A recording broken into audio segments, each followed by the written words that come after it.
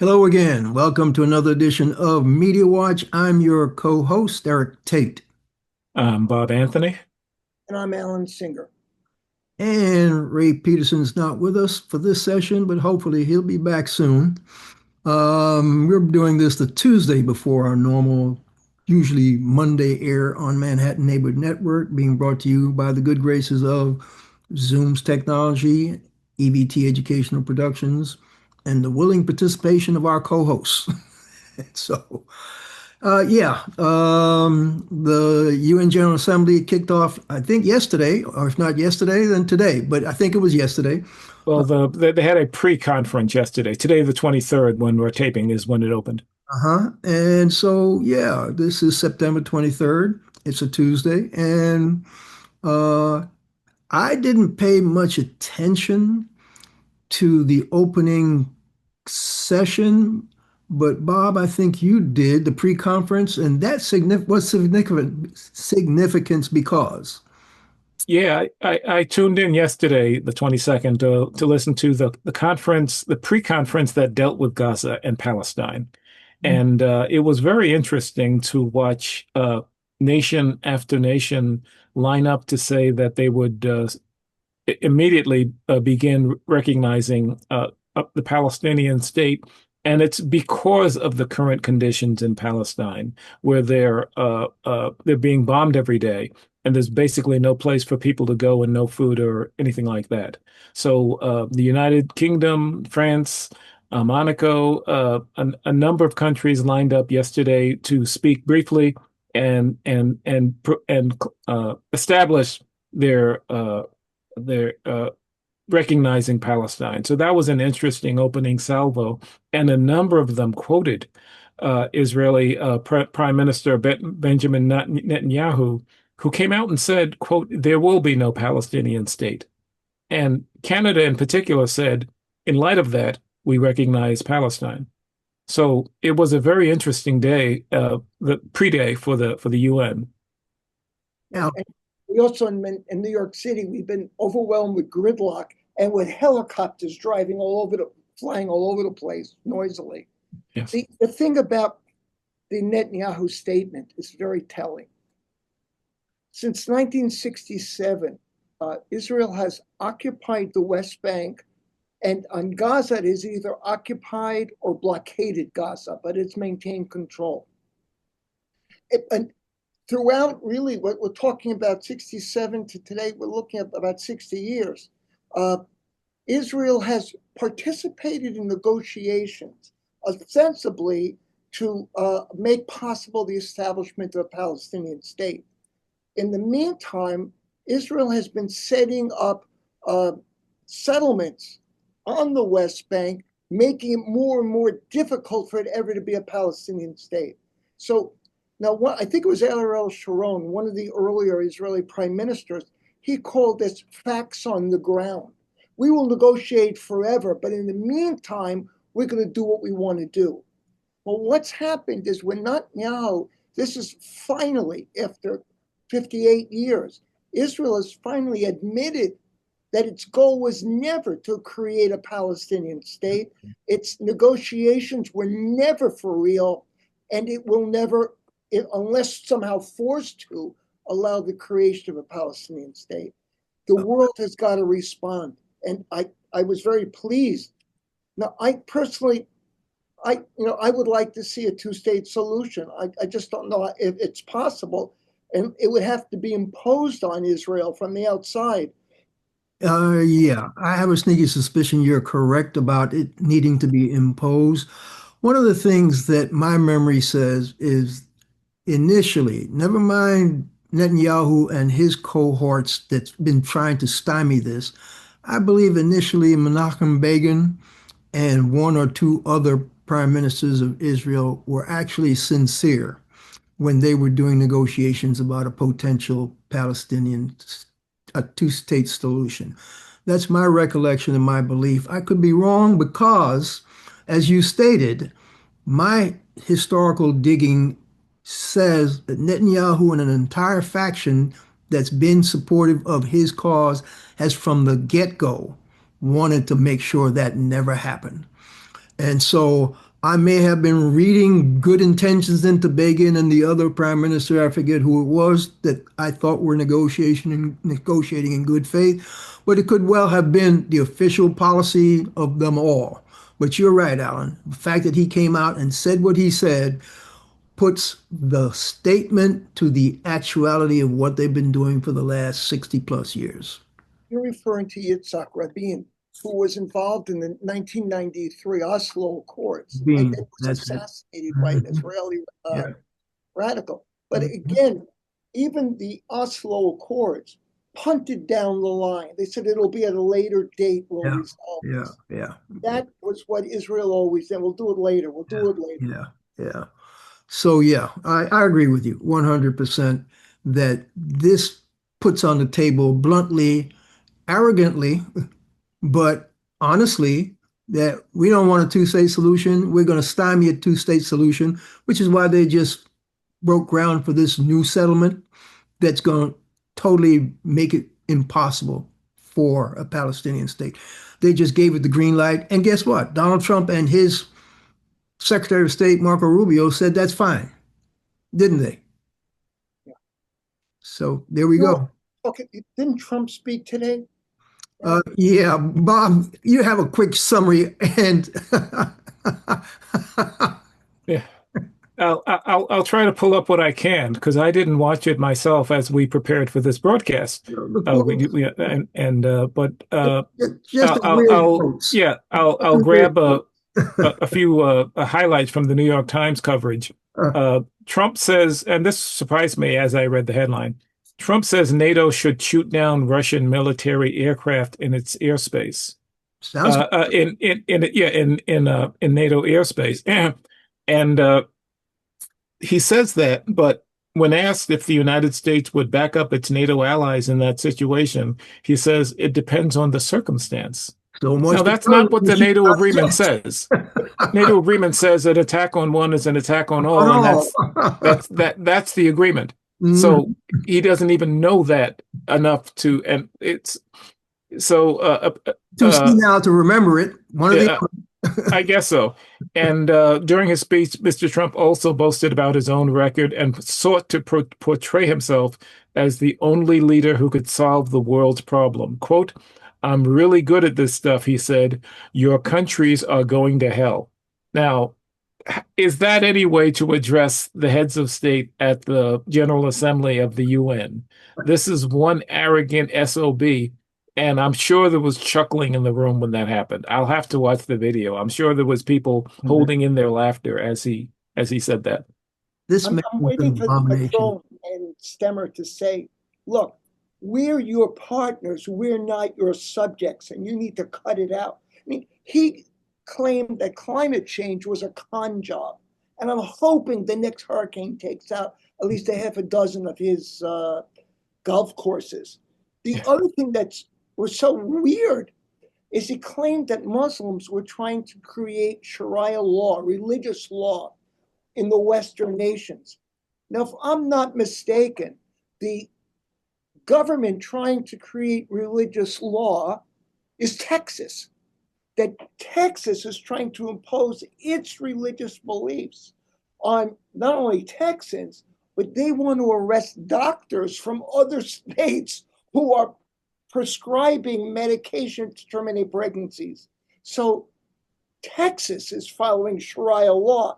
It's just in the name of Christianity, not in the name of Islam. How about Oklahoma, who mandating you must teach the Bible in the classroom? The Constitution says you will not pass any laws that either that presses religion or stops people from worshiping their religion of choice. So Oklahoma is in total violation, whichever way they want to flip that coin. But I'm so tired of the craziness that's coming out. That man opens his mouth and he's an embarrassment to the country. He's a walking, talking clown, totally making the United States of America the laughing stock of the globe. If he's not making us a laughing stock, he's making us the pariah. I mean, he's doing one or both, or actually he's doing both. He's doing both. I mean, he's making us almost as much a pariah as the state of Israel has become as a result of its war in Gaza.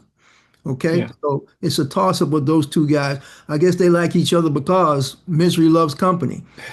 But anyway, speaking of misery loving company, he and all his minions were out at the Charlie Kirk Memorial Service on over the weekend. And basically, the way we can get into the whole craziness around that event is to talk about the fact that ABC has said Jimmy Kimmel will be back on the air. I guess it's tonight, the day we're taping. When Yes. this airs, it'll be last Tuesday when we air or whatever. But let's just go into from Jimmy Kimmel to backtrack to how we got to Jimmy Kimmel getting suspended to the assault on free speech and the free press. How do you guys want to kick it off? Jimmy Kimmel is back on air, but who is not airing Jimmy Kimmel now that ABC says you can be back on air? Maybe that's the way to go because that Oh, gets to the free speech thing. yeah. Go ahead, Alan. Well, again, the way the networks work is they have a number of smaller networks, affiliates. And though while the main ABC is bringing back Jimmy Kimmel, two of the largest network companies, Sinclair Broadcast and Nexstar Media, have announced they will not broadcast Jimmy Kimmel. And they combine control about 185 local TV stations in 86 markets. So even though Jimmy Kimmel will be on ABC tonight, you won't be able to watch him in Syracuse, New York, in Richmond, Virginia, in Seattle, Washington, in Washington, D.C., because these right-wing control groups are going to censor who can watch him. Okay, so Sinclair and Nexstar. I know Nexstar is up for some kind of merger, 6.2 billion merger, and so they're sucking up to the FCC. Correct. They're looking to merge with Tegna, which also has a lot of stations. Go ahead, Eric. No. I want you to pick up on it, Bob, because this FCC reason is behind why not only are they sucking up on it, but the commissioner of the FCC basically unsubtly threatened their licenses by saying if they don't decide to do something about Kimmel, talk to us about that story, man, because this is part of this freedom of the press and free speech issue. Yeah. I mean, Brendan Carr, the chairman of the FCC, a Trump appointee, he went on a small podcast with a right-wing podcaster to talk about the FCC and I guess what it does. And he said that Jimmy Kimmel and his like should be pulled off the air. And he said it was, and this is almost a direct quote, we can do this the easy way or the hard way, basically threatening the licenses of ABC if they didn't do something about Jimmy Kimmel. Right. Now, that's not what the FCC is there for. The FCC is there to monitor the bandwidth of which is limited, TV and radio bandwidth. We give licenses to make sure people do what they supposed to do with their bandwidth, not to manage the content. That's not that's not what they're there for. And so shortly after he said that is when ABC and Nexstar and Sinclair decided to get together and pull Kimmel off the air. Now, I didn't know much about Nexstar. I had to research that, but we've all known about Sinclair. Yeah. Sinclair in 2018 when Trump was talking about fake news, had all of their anchors read the same statement about fake news. And I don't think we have time. Basically, they are a right-wing propaganda arm for Trump and Trump policies. Yes. Might as well go right out and say, just like we call Fox out for being a right-wing propaganda arm for MAGA and Trump. So I don't. Maybe we should play that Sinclair. All right, I'll run it for. Viewers can see how concerted this propaganda machine was revved up as early as 2018, just at the behest of the MAGA folk. Okay, I think I have it here. Let me see if it'll run. Okay. That sucker. Show and just listen, folks, just for a minute at what Sinclair did. San Antonio's Jessica Headley. And I'm Ryan Wolf. Our greatest responsibility is to serve our Treasure Valley communities, the El Paso, Las Cruces communities, Eastern Iowa communities, Mid-Michigan communities. we are extremely proud of the quality, balanced journalism that CBS 4 News produces. But We are concerned about the trouble and trend of irresponsible, one-sided news stories plaguing our country. The sharing of biased and false news has become all too common on social media. More alarming, some media outlets publish these same fake stories without checking facts first. The sharing of biased and false news has become all too common on social media. More alarming, some media outlets publish these same fake stories without checking facts first. Unfortunately, some members of the media use their platforms to push their own personal bias and agenda to control exactly what people think. And this is extremely dangerous to our democracy. this is extremely dangerous to our democracy. I'll leave it there. I'll leave it right there. This is extremely dangerous to our democracy. That's exactly what it is. Thank you, Bob, for putting that up. We could have. Yeah, that's Sinclair. So I'm not shocked that Sinclair doesn't want to bring Kimmel back. They're in Trump's pocket, and we knew that for the last decade. This So is next not door just has about this. television. This is also about the news media. Mm-hmm. Trump was trying to sue the New York Times for what I think $15 billion, claiming it defamed him prior to the 2024 presidential election. And, we still have some judges in the legal system that are at least independent. The Trump suit was actually thrown out by a district court judge in Florida who said this is an 85-page lawsuit of bullshit, that all it does is it praises Trump and never makes a legal point. The judge said, if you want this case to be heard, cut it from 85 and 40 pages and please address the legal issues. This is amazing. But Bob, you brought to my attention the other piece about these tactics, where they originate. They come out of Nazi Germany, the Trump tactics. I was surprised when I started seeing some social media posts about what Nazi propaganda minister Joseph Goebbels had to say about comedians when they started insulting the Nazis. And at first I thought maybe these were invented social media posts. Maybe it was a fake. And then I looked into the New York Times machine, and it turns out that it's actually true. Let me see if I can share the headline really quick here. Okay. And hopefully you can see that. Goebbels fired 5 Aryan actors who made witticisms about the Nazi regime. As regards to the details of the crimes of which the 5 are accused, Dr. Goebbels mentioned that they made political witticisms about the colonial problems, the 4-year plan, and Chancellor Hitler's monumental building program. And one of them even raised the question of whether there was any humor left in Germany today. So my question, Bob, is the headline, the opening phrase is propaganda minister Joseph Goebbels today ended the professional careers of 5 Aryan actors. Should we be calling Brendan Carr the propaganda minister of the FCC, tried to end the career of Jimmy Kimmel? That's my question. Yeah, I mean, but you're right, Alan. I mean, you can see the similarities into what happened then and what's happening now. Comedians are shut down because they don't say the right things about the current regime. Trump does not read history, so he doesn't know that this is Goebbels' plan. It's just striking. This is how authoritarians function.